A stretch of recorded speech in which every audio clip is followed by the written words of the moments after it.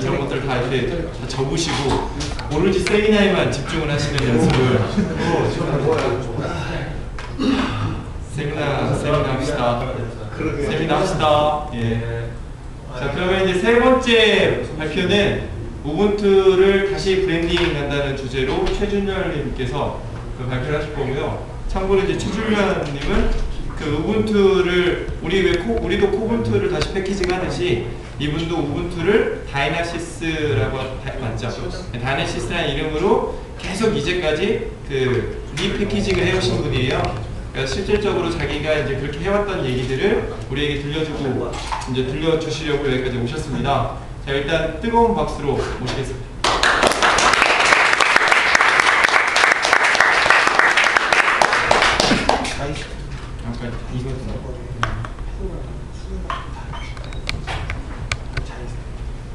안녕하세요. 저는 다이나시스라는 좀 허접한 1인 회사를 운영하고 있는 최준열이라고 합니다.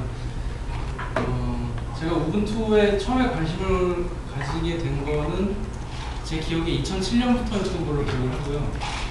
그때는 제가 그러니까 그때 MS에서 비스타 가지고 장사할 때였던 것 같은데, 그러니까 제가 일단 비스타가 쓰기가 너무 불편해서 비스타 XP는 너무 오래됐고 비스타하고 XP 말고 뭐가 있나 알아보다가 이제 우분투를 발견을 하게 돼서 관심을 그때부터 이제 쭉 썼던 걸로 제가 기억이 나고요.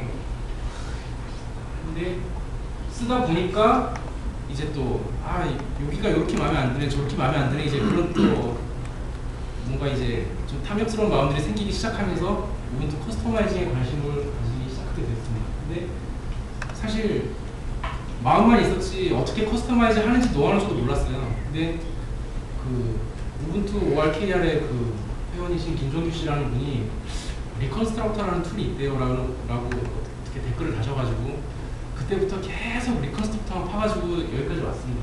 그래서 솔직히 이 우분투 커스터마이즈라는 분야에 몸을 담고 있는 사람이 됐는데, 사실 우분투가 다이나시스가 이제 제가 개인 사업자 되고 계속 하고 있는데요.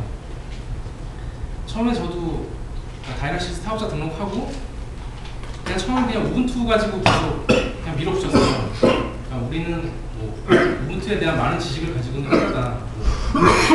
우분투에 대해서 컨설팅 할 게 있으면 뭐 의뢰해라, 뭐 기술 지원 계약 맺고 싶은 사람 있으면 연락해라, 뭐 그런 식으로 이제 홈페이지를 작성을 해놨었는데, 사실 뭐 우분투 기술 지원 계약 맺고 싶다 이런 의뢰는 지금까지 한 번도 온 적이 없습니다. 그래서 제가 사업자 등록하고 최초로 들어갔던 의뢰가 커스터마이징 의뢰였어요. 그리고 그 다음부터 또 지금까지도 계속 커스터마이징 의뢰만 들어오고 있습니다. 그래서 제가 지금까지 리눅스 기술 지원 계약 맺읍시다 이런 건 제가 한 번도 전화를 받아본 적이 없고요. 그래서 제가 개인적으로 생각할 때 그 이유가 뭘까? 레드햇이 지금 그렇게 하고 있잖아요.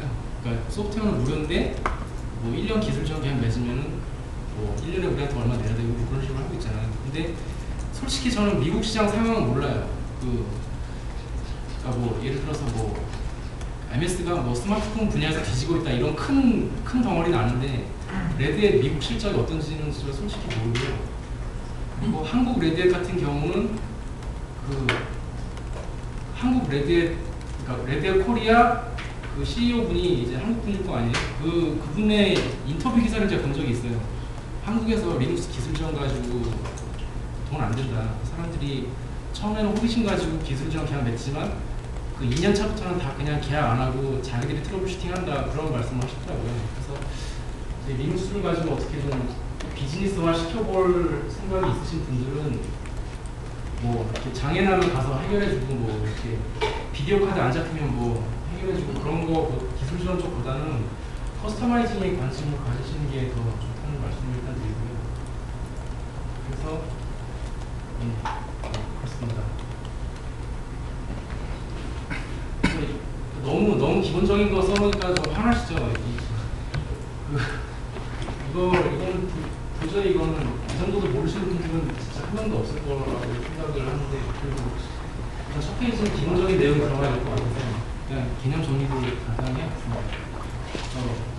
리눅스 디스트리뷰션이라는 거는 대비한 우분투 페도라 같은 배포판을 의미하는 거고, 디스트리뷰터라는 거는 레게시나 캐노니컬 같은 저런 디스트리뷰션 작업을 하는 주체들을 말하는 거죠. 간단하게 개념 정리를 해봤고요. 그래서 리눅스 디스트리뷰션을 어떻게 만드느냐, 이거를 제가 다시 리마인드하는 차원에서 정리를 좀 해봤는데, 물론 뭐 제로부터 하나하나 다 만드는 방식이 있습니다. 완전히 아무것도 없는 데서 출발해가지고 커널 하나 뜩 올리고 비즈박스 올리고 뭐 올리고 그렇게 해서 하는 방식이 있고요. 그리고 일본 서적 중에 저렇게 프롬 스크래치 방식에 대해서 자세하게 설명해 놓은 그런 책들이 되게 많아요. 거기에 개발에 대한 내용은 하나도 없어요. 그냥 커맨드 프롬프트에 뭘 쳐라 그 말밖에 없거든요. 근데 거긴 대로 다 치면은 나중에 진짜 배포판 하나가 완성이 돼요. 그래서 뭐랄까 좀 잘 모르는 사람한테 좀 자신감을 주는 좀 그런 컨셉의 책들이 좀 많은 걸 볼 수가 있고요. 그 다음에 이제 좀 굉장히 효율성이 높고 수많은 사람들이 선택하는 방식인 이제 기존 배포판을 커스터마이징하는 방식이 있습니다. 일단은 우분투 자체가 커스터마이즈 버전의 데비안이죠. 물론 이제 커스터마이즈 하면서 데비안의 흔적을 모두 지웠기 때문에 우분투에 어디를 뒤져봐도 데비안이라는 문자열이나 어떤 데비안 관련 이미지가 하나도 안 보이긴 하지만 일단은 우분투도 커스텀 버전의 데비안이고요. 그래서 저 방식은 상당히 많은 사람들이 선호하는 방식인 동시에 제가 가장 건강한 방식입니다. 그래서 이 두 번째 주제에 대해서 관심을 가지고 계신 분들은 일단 저희 회사 웹사이트를 참조하셔도 되고요. 그래서 아니면 제가 쓰는 툴인 리컨스트럭터에 관련된 사이트를 가보셔도 좋을 것 같습니다. 그래서 우분투 CD가 어떻게 만들어져 있냐에 대해서 물론 다 아시겠지만 리마인드 차원에서 정리를 해봤는데요. 우분투 CD에 보면 테스코라는 디렉토리가 있습니다. 그래서 거기에 세 파일이 있는데 저 파일 시스템 스쿼시 FS가 엄청 큰 미칠 듯한 큰 파일이 하나가 있는데요. 저게 거의 600메가예요. 우분투 CD에 다른 파일들 보면은 용량이 다 뭐 몇 K밖에 안 돼요. 저거 하나 진짜 딱 600메가인데 저게 그러니까 파티션 한 개를 파일 하나로 만들어 놓은 거니까. 그러니까 저게 그러니까 쉽게 말해서 저 VM웨어 이미지 같은 거라고 생각하시면 돼요. 그러니까 ISO 이미지 같은 거. 예, 그쵸. ISO 이미지 같은 거라고 생각하시면 되고요.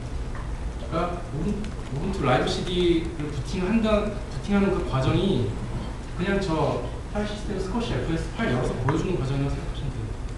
VM웨어가 VM웨어 이미지 열어서 보여주는 과정이라고 생각하시면 되거든요.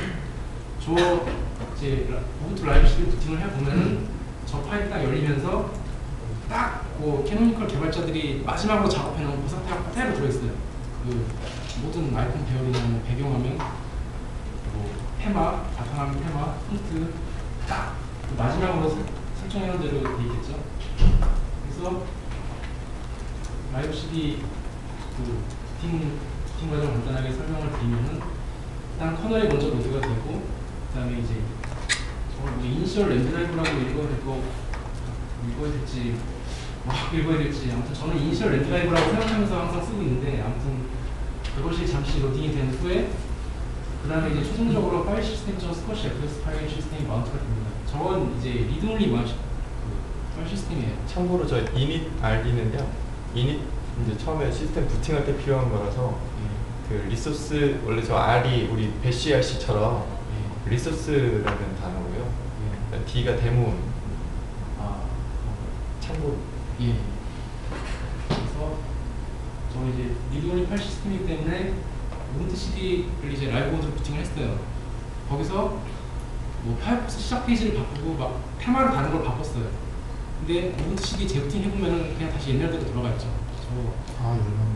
스쿼시 FS는 기본적으로 그러니까 막 커스터마이즈 하면 모르겠는데 일단 기본적으로는 리드온리 파일 시스템입니다. 그래서 사용자가 이제 우분투 라이브 부팅을 한 상태에서 이제 그 우분투 설치라는 아이콘을 더블 클릭을 해서 설치를 쭉 진행을 하면은 파일 시스템 스쿼시 FS 파일의 그 현재 스테이터스가 그냥 자신의 컴퓨터에 그대로 복제가 됩니다.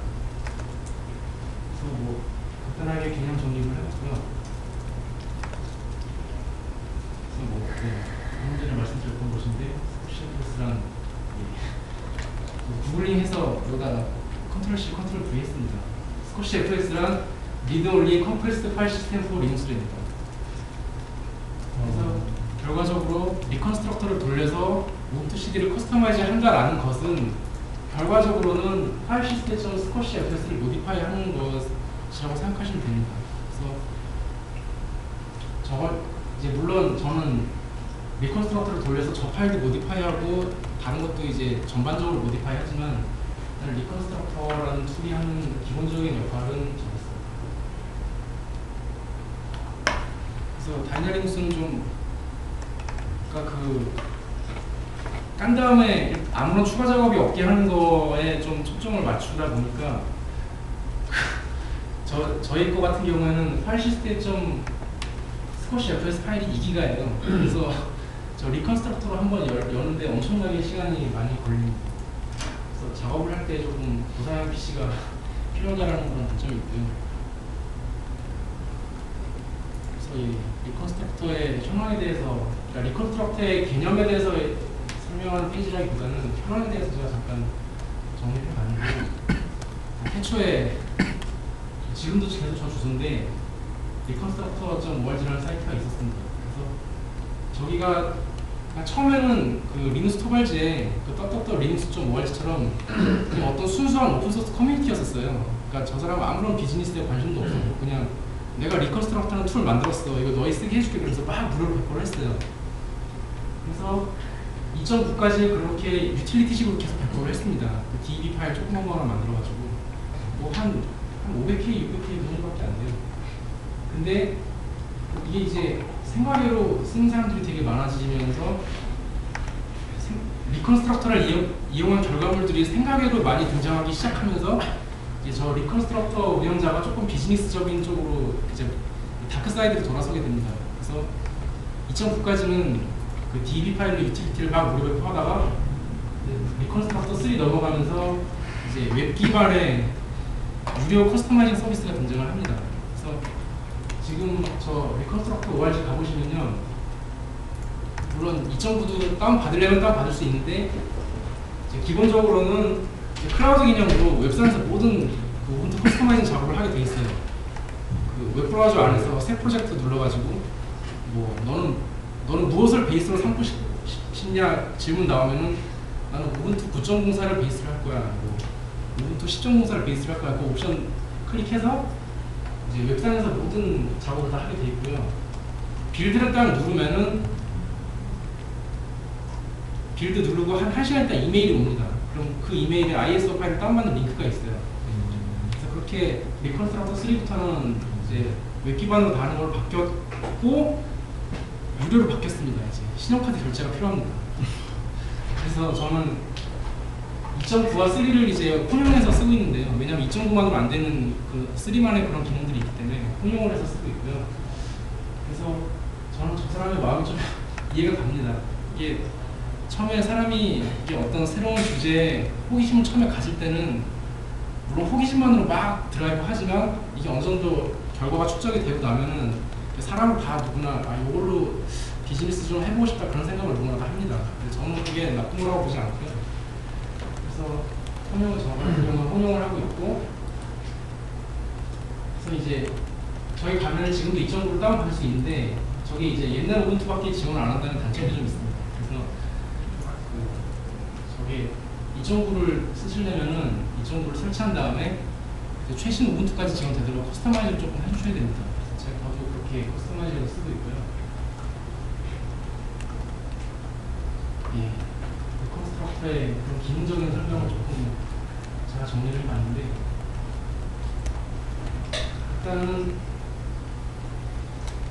일단은 리컨스트럭터가 하는 기본적인 일은 압축 해제와 재압축입니다. 일단 리컨스트럭터에 ISO 파일 넣고 돌리면요, 일단 압축을 쫙 풀어요. 일단 ISO와 압축을 다 풀어가지고 저 폴더 3개 만들어가지고 자기 나름대로 막 정리를 합니다. 그래서 막 디렉토리 사이즈가 막 미친듯이 불어나는데, 그래서 각 저 세 디렉토리의 역할을 조금 설명을 해보자면은, 리메이스터는 ISO의 파일의 그 콘텐츠 그냥 보지것대로 압축 해제하는 디렉토리고요. 그 다음에 이제 저 레니트 알리 저거는 저 리메스터의 내용물 중에서 또 요것만 다시 압축을 해제한 디렉토리입니다. 그 다음에 이제 루트 디렉토리는 저 리메스터의 내용물 중에서 또다시 이 스쿼시 FS의 내용을 압축을 해제한 디렉토리고요. 이렇게 마이스로 돌리면은 세 가지 폴더가 생깁니다. 또 사용자가 빌드를 하면 이거는 제가 잠깐 제 블로그를 제가 보여드릴게요.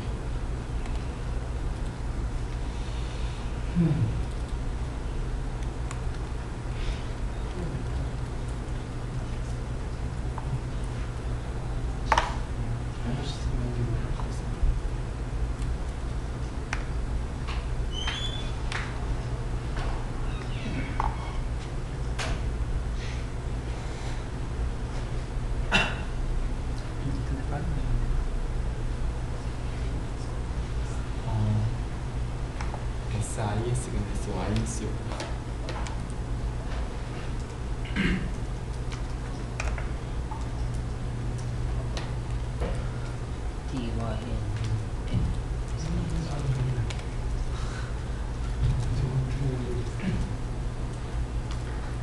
저도 안 되네요. 안 들어가요. 그러면 그냥 제가 말로 설명을 하겠습니다. 거기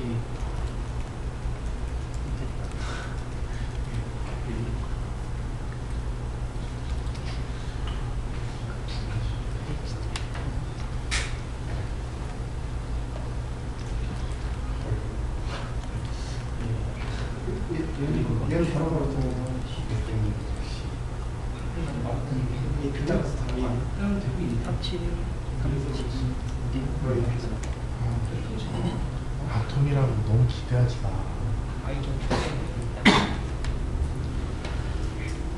혹시 무선을 토즈 센터로 하셨나요? 토즈 비즈는 잘 되는데 센터는 느려요.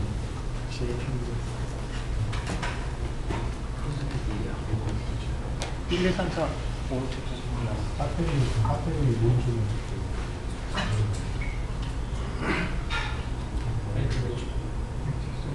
센터로 되어 있는 비즈 그런 거 있어. 그거.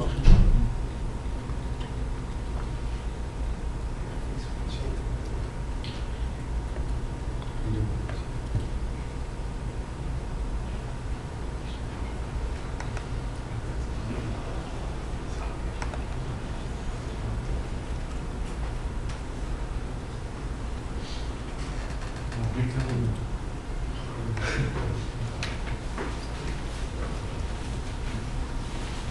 제가 블로그에도 써놨는데요. 이제 리컨스트럭터는 이렇게 생겼고요. 여기서 이제 압축 디렉토리 다 정하고 넥스트를 누르면 압축이 쫙 풀리면서 디렉토리 3개가 만들어집니다. 그러면 이제 여기 버튼이 2개가 있는데요. 이 CH 루트 X 버튼을 누르면은 이렇게 VM웨어 창 같은 게 열립니다.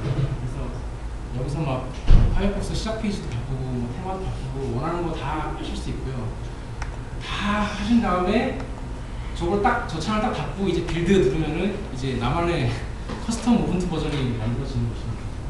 저는 이게 상당히 그 리눅스 백판 업계의 혁명적인 툴이라고 저는 생각을 하는데요. 이걸 좀 삼성이나 LG 같은 데서도 좀 잘 활용을 해가지고 윈도우 7 같은 거 그러니까 한편에는 윈도우 7 모델도 만들고 이제 한편에는 뭐 삼성 리눅스, LG 리눅스 이런 거 넣어가지고 좀 리눅스 모델도 많이 만들고 그랬어요.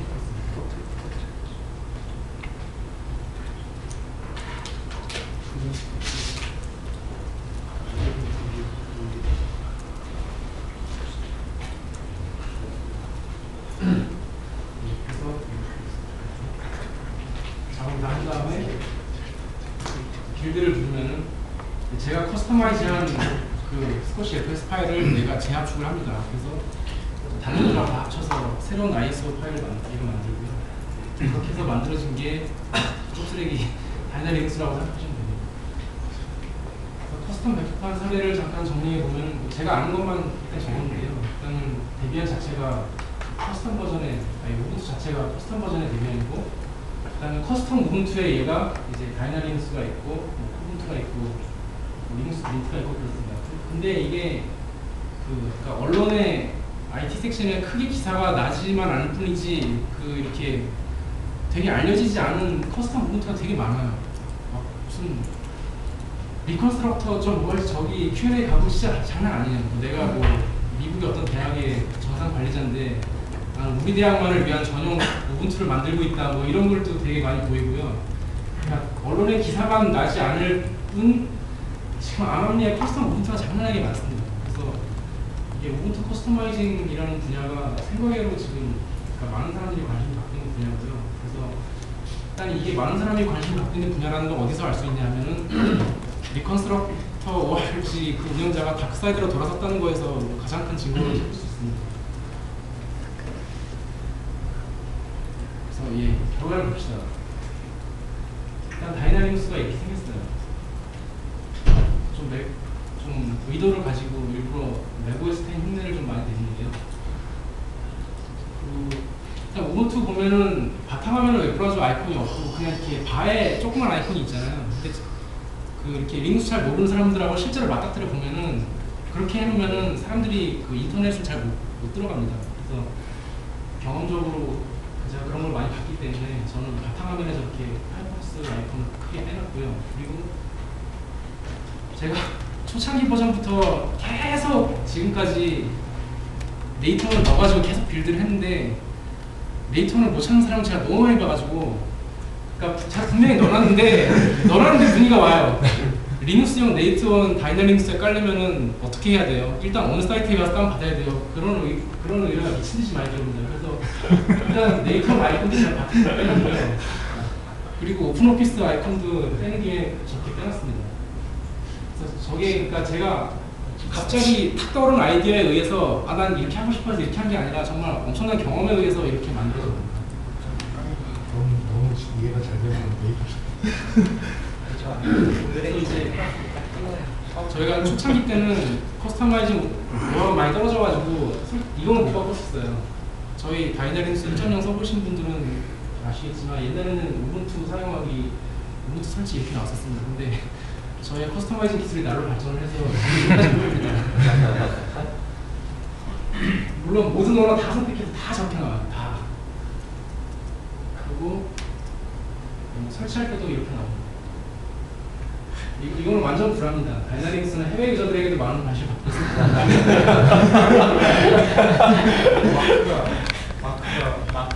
저거 저 그때 너무 피곤해서 귀찮아서 못 바꿨어요.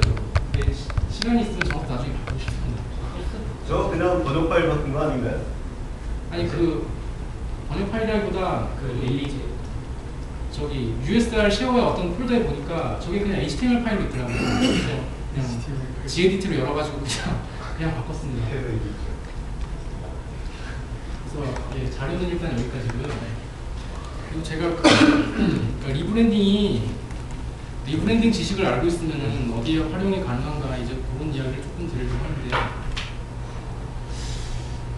일단은 여러분들이 뭐 이렇게 리브랜딩 지식을 가지고 비즈니스화 시킬 생각이 있으시건 없으시건 일단은 커스터마이즈에 한번 손을 댔으면은 일단은 리브랜딩까지 해주시는 게 좋습니다. 그래서 그건 조금 감동적인 측면인데 그러니까 예를 들어서 그 에이서스 EEPC에 최적화된 EE분투라고 있잖아요. 여러분들 EE분투 다운받아서 막 ISO 막 10%, 20%, 30% 막 올라가고 있을 때 어떤 생각이 드세요? 일단 되게 기대감이 드시지 않으세요? 그러니까 뭔가 처음에 부트 스프레시가 우분투라고 안 나오고 뭔가 멋있는 뭔가가 나올 거다라고 막 기대를 하시죠. 근데 그런 게 이제 감성적인 측면인데 그런 기대를 엎어버리고 그냥 우분투가 나올 경우에는 상당히 그 사용자들이 실망을 하게 됩니다. 그래서 그러니까 우리나라 엔지니어들이 그러니까 감성적인 부분을 좀 놓치고 넘어가는 부분이 좀 많다라고 제가 평소에 생각을 많이 하는데요. 나는 좀 감성적인 부분까지 좀 케어를 하고 싶다라고 생각을 하셨으면은 가급적이면은 이렇게 사용자의 기대를 없는 행동을 하지 마시고 가급적이면 리브랜딩을 해주시는 게 좋습니다. 근데 만약에 나는 우분투 스프레시 난 괜찮은 것 같다, 난 저거를 손대고 싶지 않다라고 생각을 하셨으면은 가급적이면 버전에만 변화를 주시는 게 좋습니다. 예를 들면 뭐 이건 우분투 10.04 버전이 아니라 10.04 K 버전입니다. 한국에 조금 더 커스터마이즈 됐습니다. 뭐 한국이 더 최적화됐습니다. 이렇게 해주시는 게 좋고요. 그러니까 브랜드를 뒤엎으셔가지고 이건 우분투가 아니야. 이거는 조분투야라고 했는데 깔아 보니까 그냥 우분투가 나와. 이거는 굉장히 피하셔야 되는 선택이라고 저는 말씀드립니다. 그 선택은 그러니까 그게 무슨 잘못이라는 건 아닌데 그러니까 사용자의 그런 기대에 관련된 그런 감성적인 부분을 좀 많이 간과하는 선택이라고 말씀드리고 싶고요. 그래서 제가 사실 저는 그 리컨스트럭터가 이렇게 막 돌아가는 것도 조금 시연을 하고 싶어서 그 버추얼 박스 이미지도 하나 제가 갖고 왔는데 이 아토믹 관계로 일단 그 부분은 조금 생략을 해야 될 것 같습니다.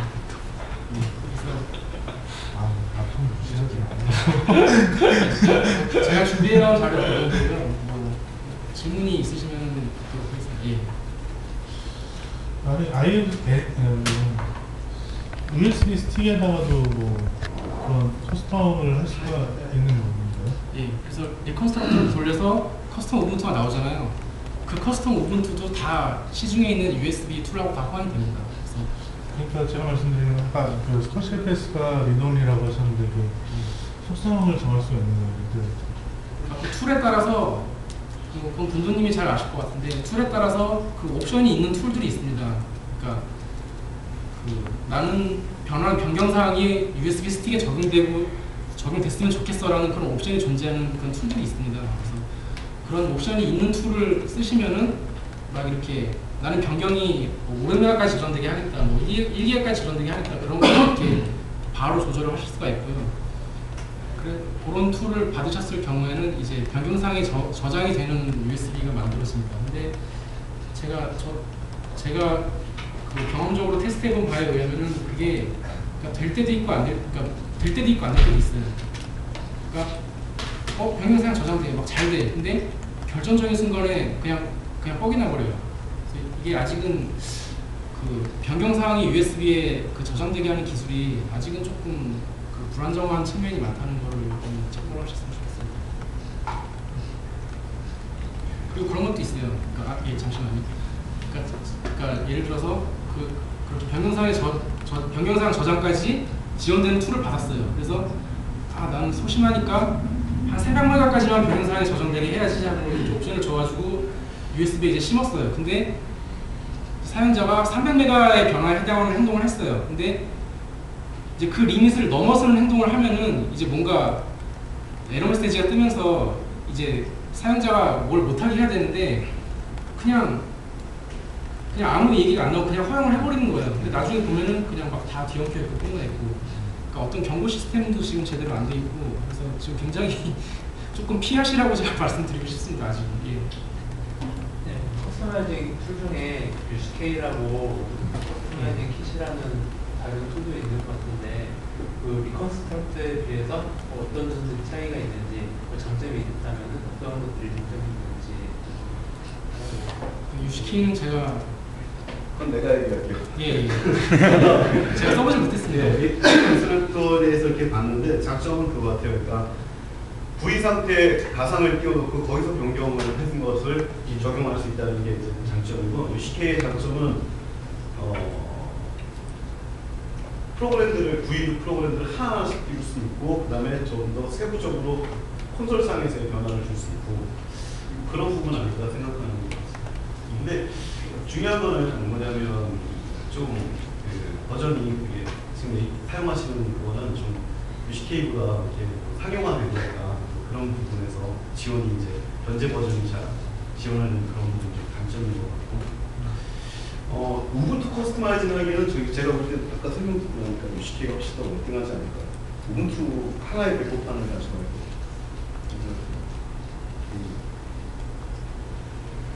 하나 갈렸어. 제가 질문을 저도 그 2008년도에 이제 그 GEC한테 백폭판 한번 만들어 보자, 우리도 한국에서. 그런 얘기는 이제 좀 백폭판에 대한 그 필요성을 느끼고 같이 생각을 했는데, 이제 먼저 하셨죠. 먼저 작업을 먼저 하셨는데 그 백호판이라는 게 저는 이제 어떤 생각이 드냐면 독립적인 이름을 갖거나 일으키기 위해서는 좀 개성이 있어야 된다고 생각하는데요. 저는 그 부분에서 좀 굉장히 좀 놀란 거예요. 왜냐면 다른 독립적으로 그냥 다이나시스가 이렇게 갖고 나갈 때 이거 좀 너무한 거 아닌가 저는 그런 생각이 좀 들었던 거죠. 그러니까 도대체 뭐 그냥 프로그램이 더 추가되거나 와인이나 이런 프로그램이 추가되고 방향이 바뀌었다고 아주 독립적인 어떤 그런 백판 형태로 이야기하는 거 너무 지나치지 않나 생각이 들었는데 본인 그때 입장도 있겠지만 그럴 때 상황에 대해서 좀 일단은 제가 생각할 때, 그러니까 나는 독립적인 이름을 걸겠다라고 이렇게 선언을 한 거에 비해서 결과가 조금 허접하다라는 생각을 일단 저도 하고 있고요. 그래서 일단은 제가 앞으로 할 일은 그 허접한 결과를 좋은 결과로 그 바꿔나가는 게 제가 앞으로 할 일 같습니다. 그러니까 예를 들면 뭐, 그러니까 우분투 원본에는 없는 뭐 어떤 이미지 편집 툴이 들어있다든가 김프가 아닌 어떤 독자적인 툴이 들어가 있다든가 이렇게 뭔가 좀 그 지금의 허접함을 이렇게 좀 넘어서는 노력들을 앞으로 계속 해나가야 된다고 생각을 합니다. 저기 뭐야 다이나시스 2.0은 10.04로 커스터마이즈된 거입니다. 예. 2.0. 예. 저도 아무튼 커스터마이징은 한 90번 해본 것 같아요. 예. 호객과 제조립한 게 90번 넘는 것 같은데, 그러니까 아직도 그냥 우분투를 그냥 한국 환경에 맞춰서 그냥 치고 있다 정도지. 완전히 무슨 완전 색다른 그런 배포판을 만들고 있다는 생각은 안 들고. 그게 색다른 배포판이 나오는 게 장기적으로 좋은 건가는 생각 안 하는 이유는 제가 우분투 활동을 하고 있기 때문이거든요. 예. 그러니까 우분투를 조금 그냥 변형했다 정도로 코분투를 봐주길 바라는 거지. 완전히 제가 사실은 완전히 다른 배포판을 만들 수 없어서 못 만드는 건 아니고, 그러니까 우분투 활동을 하면서 우분투를 좀 더 우리나라 사람들이 사용하기 편하게 해서 좀 그 정도만 써보는 거, 그 다음에 용량도 지키는 거죠. 우분투가 가진 정신에서 그런 식으로 좀 만들고 있는데, 완전히 그 다른 배포판은 사실 현재로서는 좀 필요성은 없다고 보거든요. 우분투가 충분히 쓸만하고 거기에 대해서 일반적으로 우분투를 어느 정도 쓴 분들은 제가 바꾸는 변경사항을 변경할 수 있고, 근데 이런 상황에서 완전히 무슨 이렇게 색다른 배포판이 나오면 그거는 패키지 관리도 못하고 패키지에 대한 보안 패키지를 계속 제공 못할 뿐더러 굉장히 그거는 힘든 부분이죠. 그래서 우리나라 그 배포판 회사들이 다 망한 게 아닌가 저는 그렇게 보거든요. 예전에 뭐 미지나 지금 한국뉴스 아예 하지도 않지만 그렇게 보는데, 아무튼 저는 완전히 커스터마이징, 완전히 독립된 배포판이 나오기보다는 그냥 현재 우리가 쉽게 쓸 수 있는 그냥 리눅스 배포판을 조금 정도 수정해서 그냥 우리가 일반적으로 모두가 다 수정하는 사람들만 좀 수정해서 쓰이는 게 좋다고 생각합니다. 참고만 이제 얘기하시고요. 그거는 제 생각에 질의응답은 좀 아닌 것 같습니다. 그거는 이제 쉬는 시간에 좀 얘기했으면 좋을 것 같고, 그리고 참고는 해주시면 될 것 같아요. 예. 질의응답 더 없으신가요? 숙달된 사람이 커스터마이징을 한다고 했을 때 어느 정도 시간이 걸릴까요? 물론 아니면 숙달된 사람이 다이나 시스템이 한정해서 답변해주셔도 되고요. 제 경우를 말씀드리면요, 우분투 새 버전 딱 나오면은 커스터마이즈 딱 들어가면은 제 생각에 한 5일 정도 걸리는 것 같습니다. 5일 동안은 잠을 조금 덜 자야 되겠죠. 네. 일단 그 빌드 누르고 그 이렇게 다 될 때까지 기다리는 시간이 굉장히 많습니다. 그게 영상 렌더링처럼 기다리는 시간이 되게 많아가지고 5일 평균적으로 5일 정도 걸리는 것 같습니다. 근데 그게 그렇게 5일로 줄기까지 정말 그 미칠 듯한 그 피나는 세월들이 있었습니다. 처음에는 막 그러니까 리컨스트럭터를 이렇게 숙지해가는 과정이 정말 녹록지가 않았고요. 그러니까 지금 알고 있는 리컨스트럭터 노하우들, 지금 알고 있는 막 문자를 바꾼 노하우들을 다 알기까지 제 생각에 한 4개월에서 5개월 정도 걸리지 않나 생각합니다. 그래서 저는 그 다른 사람이 그 4개월, 5개월의 그 삽질을 이렇게 피해 가실 수 있게 좀 제가 가지고 있는 노하우를 좀 많이 공유를 하고 싶다라고 생각을 하고 있습니다. 사실 별거 아닌 기술인데 그 5개월을 그런 허접스러운 거에 쏟아붓는다는 게 좀 아깝잖아요.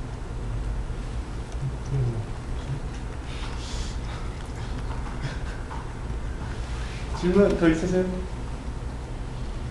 없으면 지금까지 수고해주신 최준열 씨께 박수 좀.